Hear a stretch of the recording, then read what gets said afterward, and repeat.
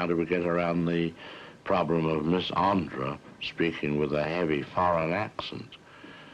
Now, in those days, we couldn't substitute voices with the ease with which we do today.